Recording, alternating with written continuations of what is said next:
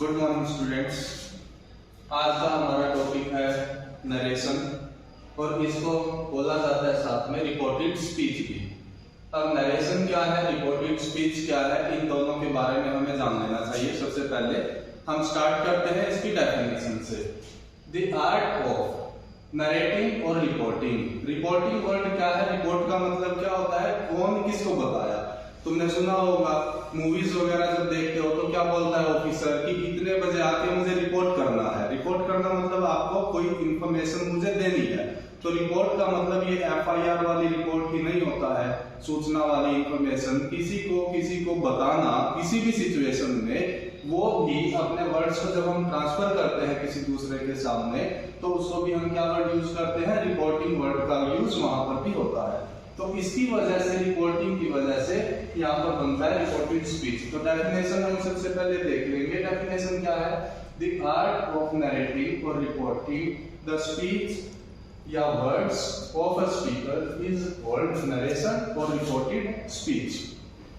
ठीक है, अब इसके टाइप्स की हम बात करते हैं। कितने टाइप्स है, 2 टाइप्स है, direct speech, indirect speech. Direct speech होता क्या है, डायरेक्ट स्पीच जो है these are as it is words of a speaker।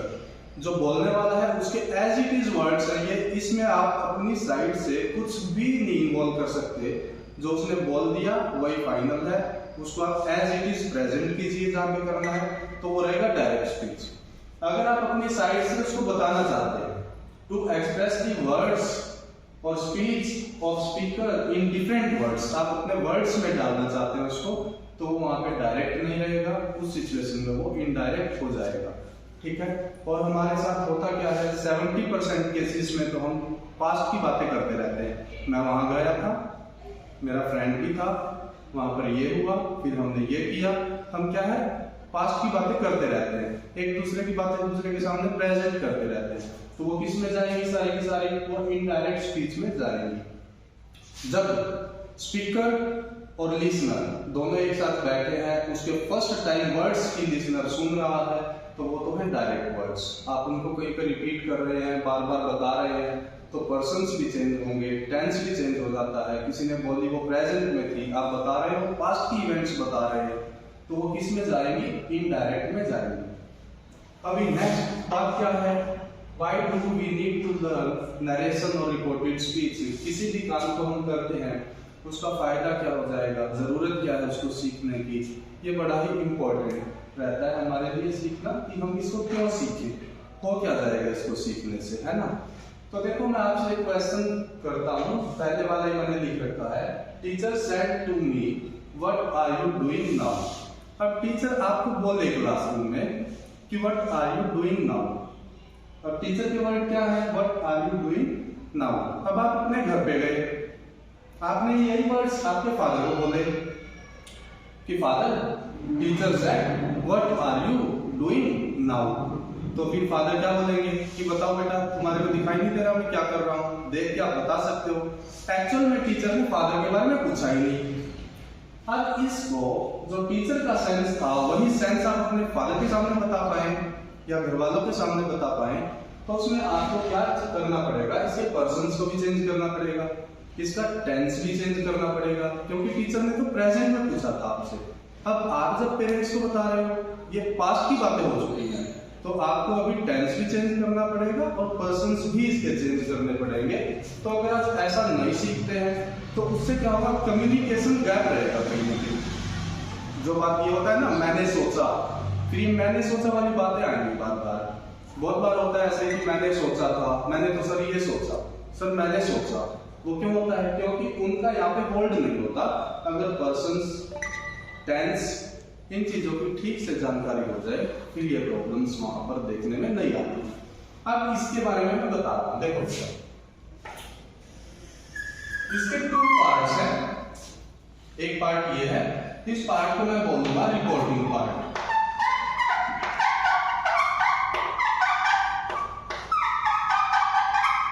और एक ये वाला पार्ट है, ये है रिपोर्टिंग पार्ट।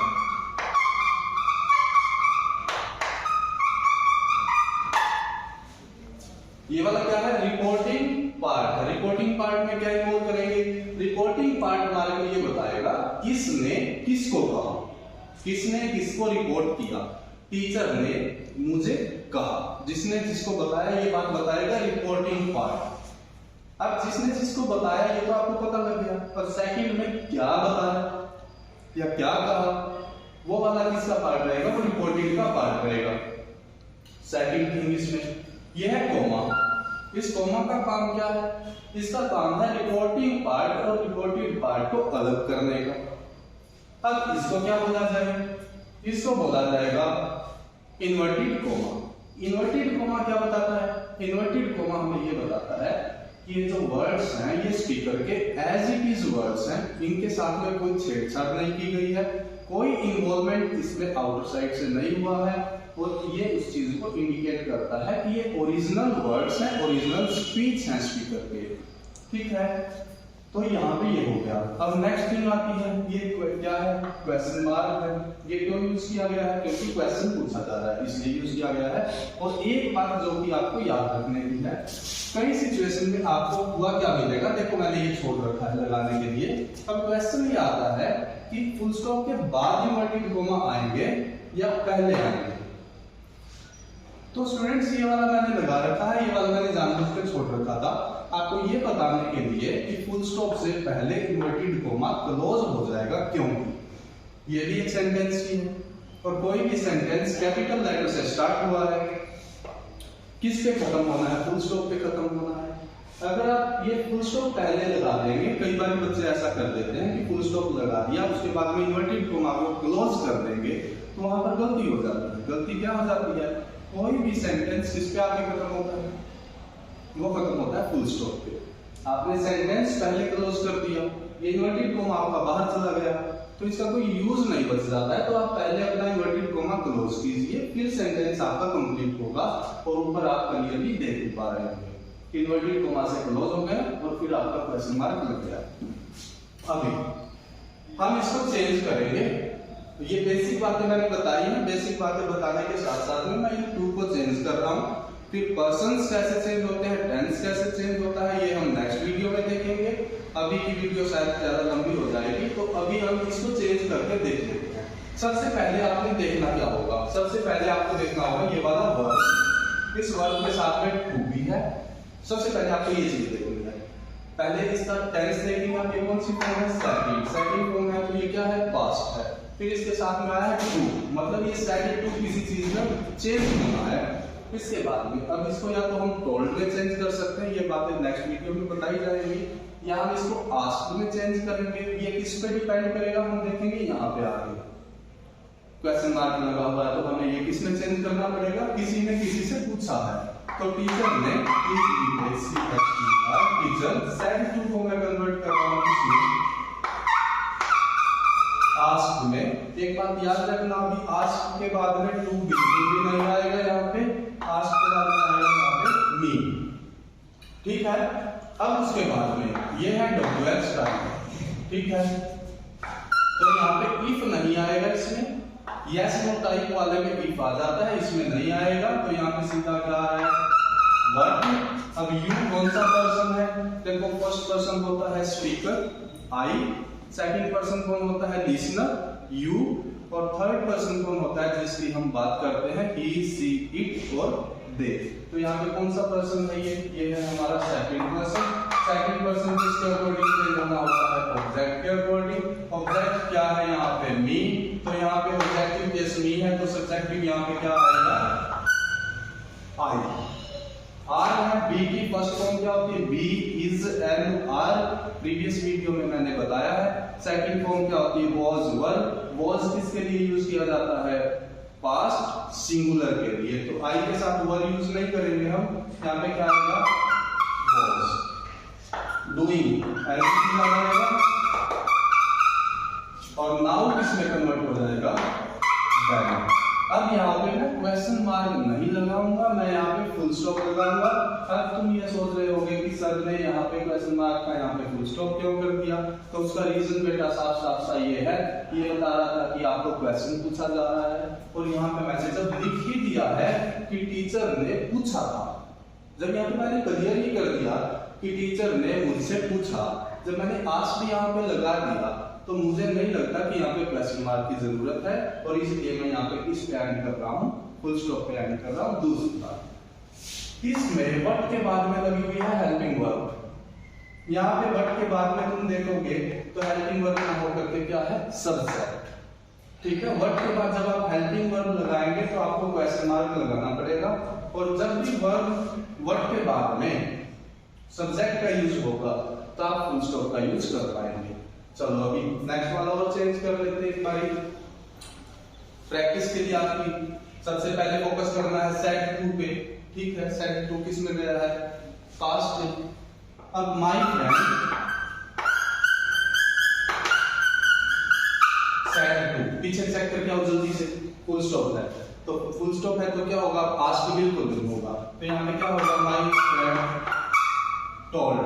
टोल्ड के बाद में टू बिल्कुल नहीं आएगा, टू नहीं आएगा तो क्या आएगा, डायरेक्ट मी आएगा। ये हमारा रिपोर्टिंग पार्ट हो गया चेंज। अब कनेक्टर हमने इसमें कुछ नहीं लगाया था क्योंकि WH टाइप था, इसमें टोल्ड लग गया है, तो इसमें हमें क्या लगाना पड़ेगा, बताओ। इफ नहीं आएगा बिल्कुल भी तो यहाँ पे क्या लगेगा, दैट। ये क्या है हमारा आई, कौन सा पर्सन है, अभी मैंने बताया था फर्स्ट पर्सन स्पीकर के लिए है, तो ये फर्स्ट पर्सन है। अकॉर्डिंग टू सब्जेक्ट ये चेंज होगा। सब्जेक्ट क्या है, माय फ्रेंड। माय फ्रेंड के लिए हम क्या वर्ड यूज करेंगे, ही।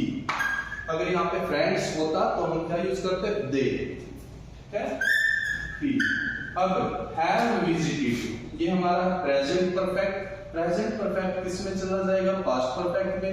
पास्ट का मतलब क्या होता है, सेकंड फॉर्म। हैव कौन सी फॉर्म है, फर्स्ट फॉर्म, तो हैड में ये कन्वर्ट हो जाएगा had, what he, that he had, और ये आ गया विजिटेड द पास्ट ट्वाइस, और लास्ट में फुल स्टॉप, इन्वर्टेड कोमा हट जाएंगे क्योंकि ये अब क्या है, आपके वर्ड्स है। तो आज की क्लास में ये देखो, लास्ट वाला मैं एक बार फिर से बोल रहा हूँ, my friend told me, told के बाद टू बिल्कुल नहीं आया है, that he had visited the Taj twice. मैंने प्रेजेंट परफेक्ट को किसमें कन्वर्ट कर दिया है, पास्ट परफेक्ट में। पास्ट का मतलब क्या होता है, second form. Has have had के बाद में कौन सी फॉर्म लगती है, थर्ड फॉर्म हमेशा लगती है, थर्ड फॉर्म अकेली नहीं आती है। इससे नेक्स्ट प्रैक्टिस के लिए हम करेंगे नेक्स्ट क्लास में, उसके लिए आप देखना ना भूलें। आज तक की क्लास में इतना ही। Have a good day all students, thank you.